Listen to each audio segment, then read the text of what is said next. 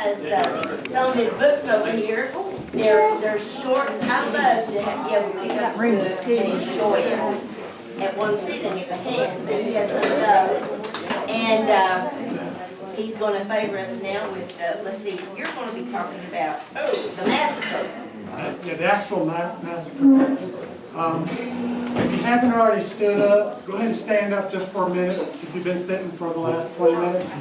We're actually, because this story is told different by the Mullins family, by the Fleming family, and by the Taylor family, I wanted to start with the mission statement. Can you all read this? Yeah. All right?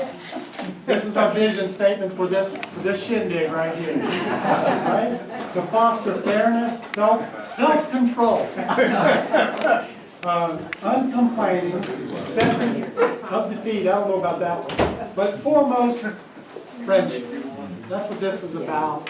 Culturing some friendship, getting together, talking about a little bit of history, and making new cousins and new friends.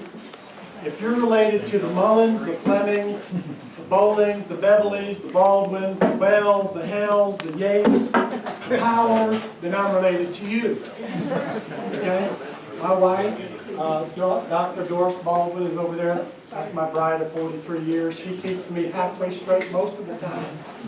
And we are thrilled to come up from Raleigh, North Carolina.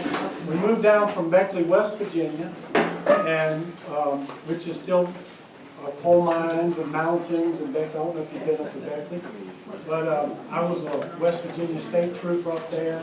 Moved down to Wake County, North Carolina, became a Wake County deputy sheriff. Did 30 years part-time in the United States Coast Guard. Being sheriff and a trooper in the Coast Guard, intel officer, I'm very much into facts. So we actually have 15 books out. All of them but one are extremely factual books. I did a kid's book, so we kind of have to make up a little make-believe for the children. So our books are short reads, like she said. But we have 15 on Barnes & Noble and Amazon, places where you can order. We have ebooks and paperback. But the reason I wanted to talk to you guys today, the reason this story is told 3 different ways. So I can tell it from what I feel is factual from the evidence because I'm related to all 3 things. I'm probably closest related to the Mullins. But the Fleming brothers in this story, their mother, Margaret Rose, was one of my aunts, so I'm related to the Flemings. The children that Doc Taylor had with one of his girlfriends, Rebecca Mullins, she had 3 children with them, and I'm related, of course, to those children to the Mullins brothers. One of the daughters was America Mullins, and just the other week I had her great-granddaughter contact me, and she was just thrilled about reading Killing Moonshine Mullins because we talked about America Mullins being one of the daughters, being one of the 3 children in the book. So I'm going to start with the actual, what led up to the massacre, and then at the end of that I'll stop because I understand there's several other speakers that are going to pick up from that point on. So getting back to first of all, the folks who didn't make it today, what a shame. They were missing wonderful music, food to eat. I'm sure it's going to be great. But there's places that charge $100 just to hear what y'all are hearing today. So keep that in mind. The folks that have sponsored this, thank y'all. This is such a blessing. And it's a blessing to be up here. Thanks for allowing us to spend your time with you. Doris and I really love the people in this area and love this community. We want to see it prosper. So we have to rewind just a little bit. Ira Mullins purchased some property beside his wife's family, Henry Vanner. Henry was a timberman, and he was an honest man. They called him a dry man because he wasn't a moonshiner. As we know, Ira made very good moonshine. I understand it was very good moonshine. But he couldn't stay off of Henry Vanover's property while he was back in the woods far enough to make this moonshine. So even though Henry was related by marriage to Ira and his wife Lorenza, Lorenzo's mother was Vanover. He got very mad at Henry Vanover when he was told to get off of his property because Henry wasn't going to have moonshining on his property. Got so mad that the rumor is Ira put a $300 bounty on Henry Vanover's head. So this one man named Roberts came, he took him up on his offer, came from Ohio and took a shot at Henry. Well, he missed. And Henry went and got his rifle and took a shot when the boy come back on his horse, and he ended up shooting and killing Mr. Roberts in self-defense. And so the first attempt didn't go very well for Ira, so he put the word out again. And the Clifton and Tandy Brannan, some pronounce it, took advantage of it and shot Henry while he was in the field towing his field and killed him. And they were both convicted and went to prison for that. And everyone says, well, Ira was behind it. Well, I believe he was too. I don't have any proof of that, but that's pretty much how the ball got rolling with this rift. So Doc Taylor was friends with Henry Vanover also, and the Fleming brothers were also friends with the Vanover family. In fact, the younger of the two, Hennon Fleming, was dating Henry's daughter, Kathleen Vanover. So they knew each other. They were very familiar with each other. So when Henry was killed and it got out that Ira was behind it, well, now the Fleming brothers were a little miffed at Ira also. So you kind of see the road being paved for what happens right up the hill here at the Pound Gap Massacre. Well, 2 years, the massacre happened May the 14th of 1892. And 2 years before that, Ira was pulling a wagon of moonshine and from down the community of Wise. Well, Doc Taylor was dating Rebecca Mullins, who was related to Ira. Well, he got word that Ira was coming through the town of Wise with this moonshine. So he set up a posse. At that time, he was a deputy U.S. Marshal. And so he was a good guy at this time. He had not been a criminal other than maybe making a little moonshine for medicinal purposes like he shared earlier. But I don't think he was in big competition with the other moonshiners because he was a lawman at this time. Well, he had a big shootout in Wise, killed the driver of Ira's wagon team. They said it was a reckless shootout. Innocent civilians were almost killed. It was so bad that people started getting scared of Doc Taylor because of his actions that he actually lost his position as a marshal. Well, now, during the shooting, Ira was wounded, and some say he was partially paralyzed. So now he's really mad at Doc Taylor, so he puts a bounty out on Doc Taylor's head. Doc Taylor then slips in one night while Ira's laying in bed and tries to shoot him so close that he catches his bed on fire. The lid caught on fire. Ira saw him at the last minute, rolled over, and he missed him. Well, Ira testified that that was Doc Taylor that did that. When Doc was testified, no, he didn't do that. He was off delivering a baby for somebody else in Kentucky. So the feud and this is brewing now, because now you have Ira's paralyzed, so he has to hire people now to do his bidding.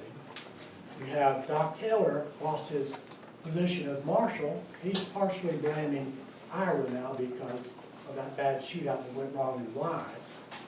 And Ira being making a lot of money at this time. Money was really big money for back in the 1890s. If you had $300 or $400, you were very wealthy, and that's what they were making on these moonshine runs. They weren't just making a gallon or two; they were filling 55-gallon kegs of it and selling it along the way. So we have the feud is getting thicker. The words going back and forth between Doc Taylor and Ira. Now the rumor mills and people are talking about it. It's going all over the hollers, and everybody's wanting a little bit of the action. So now everybody's nerves are getting on in. So what happened was, word got to Doc Taylor the day before, around May the 13th, because eyewitnesses saw Doc Taylor and Calvin Fleming riding high on their horses, running very fast, running up to the Pound Gap. Basically, they set up ambush behind what is now known as a killing rock.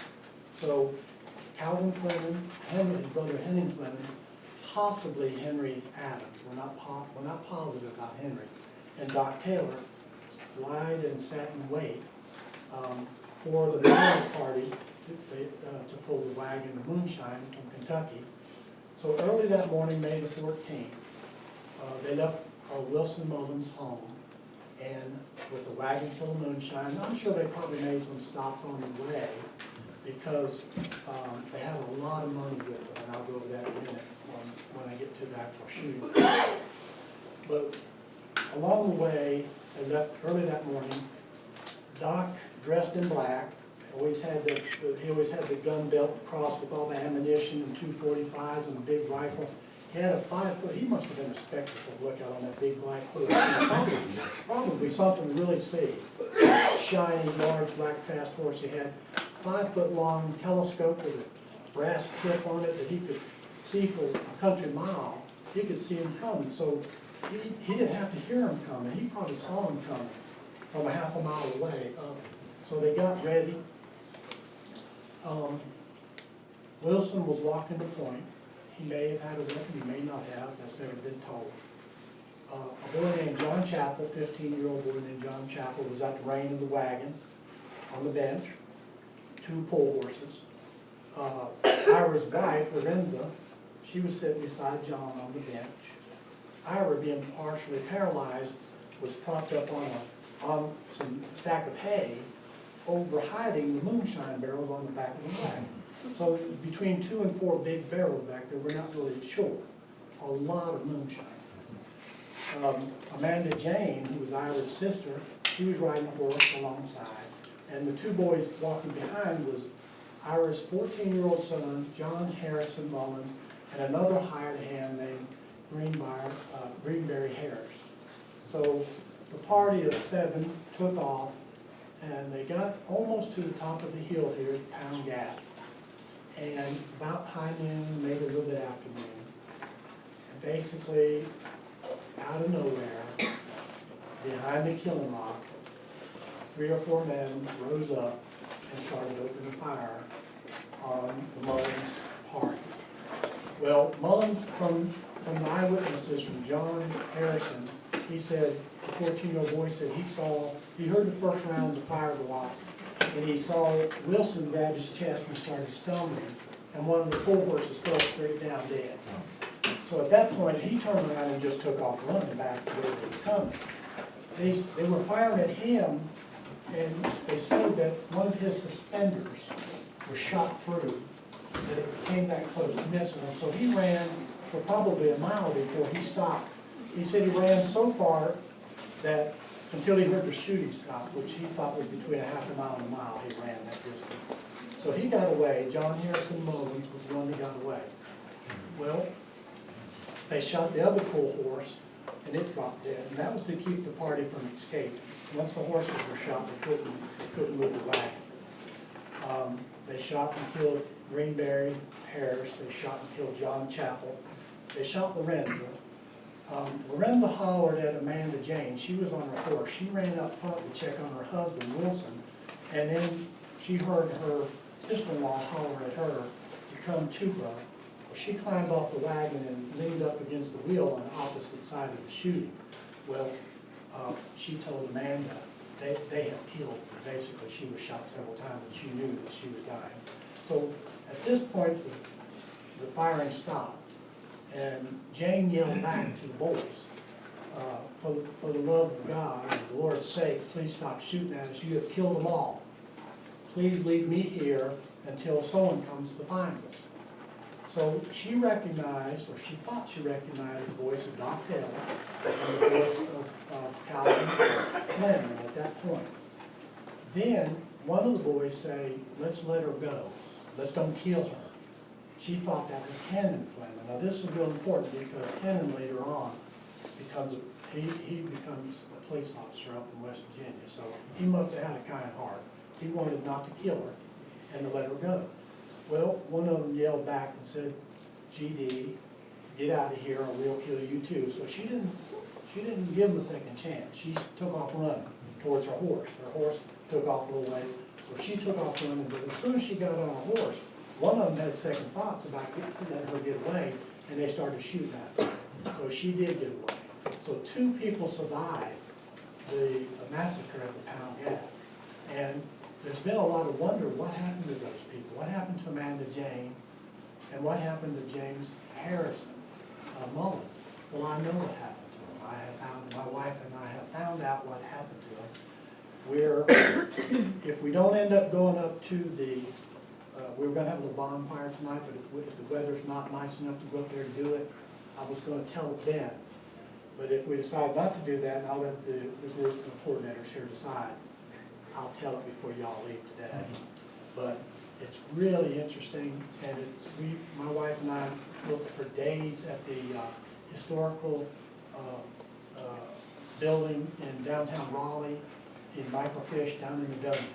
And we found newspaper articles. I don't want to get too much away right at this moment because it's supposed to be for later. But Amanda Jane got away. She told her side of the story. And of course, John Harrison didn't really see much of who did the shooting. The men had veils across their face, green like scarves that were made. And the Flemings admitted to making the scarves for the Fleming boys. Up at the breaks a couple of years ago, one of the ladies was a Fleming family. She knew the lady, one of the Flemings, that actually made the scarves for the Flemings. Plus, and this is why I wanted to do this up front, because the Taylors tell a little different and the Flemings tell a little different story. But when they caught Hennon and they shot Calvin up in Baldwin, West Virginia, they tracked him up there 2 years later. Hennon gave everything, told Big Ed Hall and his posse what happened. Probably getting beaten, tortured a little bit, but he told that Doc Taylor was there and that he was there, and he even said Henry Adams was there, but they never had any proof. They actually charged him and had an indictment against Henry, which stayed on the books until 1901. And then 2 months after they dropped those charges, Henry Adams killed Ira's brother, Henderson Mullins, they said over a dog. So I don't believe that one either, but he did actually shoot and kill Ira's brother. So the feud between, at that time, the feud between the Mullins family and the Fleming family was kind of nasty, sort of like the Hatfields and McCoys. Even though now the Flemings and the Mullins have married into each other so many times and had wonderful patriotic families, loving families, back 100 and some years ago, that was a little bit of a feud. And I'll tell you how far it was rubbed over.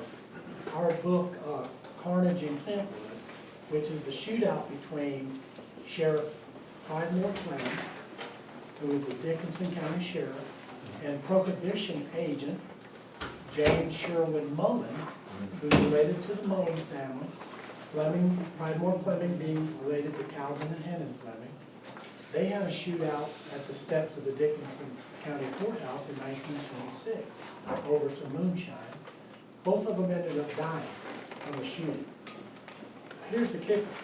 The state of Virginia denied James Sherwood Mullins his wife's death benefit, because he said he wasn't killed in the line of duty, he was killed over a family feud. Now that's how sorry. It wasn't until 80 years later before the state of Virginia recognized James Sherwood Mullins was killed in the line of duty and was put on the Officer Down Memorial Wall up there in Virginia, which was wonderfully deserved. Because if you read the book, I won't tell you everything in my book. So when you read the book, you'll see and you'll agree that he should have been compensated. They got no money for his death, and he was killed in the line of duty. But like I said, if we don't go up to the Killing Rock tonight and have the bonfire, I promise I'll tell you what happened to Amanda Jane Mullins, and I'll tell you what happened to James Harrison Mullins, the 2 survivors. I'm thinking about even writing a book about that. But the 2 survivors of the Pound Gap Massacre, my wife and I know, and only one other person in this room knows, and she's been sworn to secrecy. I took her out to dinner last night, so she promised she wouldn't tell nobody until I told her.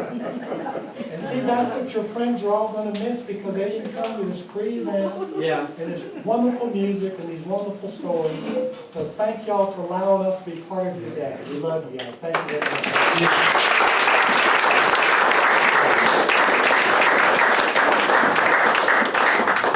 That's great.